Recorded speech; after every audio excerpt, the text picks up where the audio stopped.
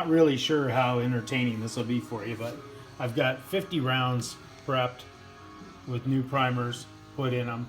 I did forget to tell you, some of these, most of them in fact, are 5.56, which had the primer pocket crimped from the factory to meet military specs. So in order to reload them, you have to take this device here, you can see it's all brassy on the end, and router out the end of the primer pocket to get that smooth so that the primer will go in it.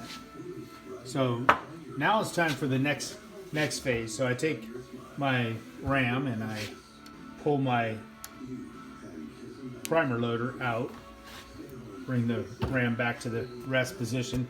I've already got this die set to provide the correct amount of seat to the cantilever on these rounds right here. Similarly, I have my powder hopper set up. This device here allows you to determine how much powder is going to be allowed into the loading vat each time you charge the handle.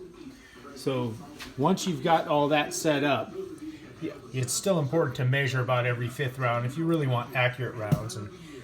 And I target shoot with mine, so I like them to be accurate. It's not like competition like what Kyle does. He would want rounds that were just super accurate because he's a crazy accurate shooter anyway.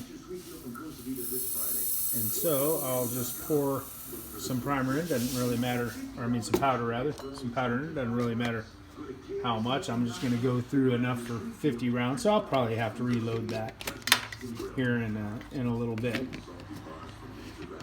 Gotta keep this powder lid tight. You don't want any air getting to it. I'm currently using HMR 3031 smokeless powder, which is one of the recommended powders for 223 or 5.56 application. So now I take my funnel, I hold it under here, and I charge a round. I'll do that, and then I'll show you the pressing of the bullet in the next segment.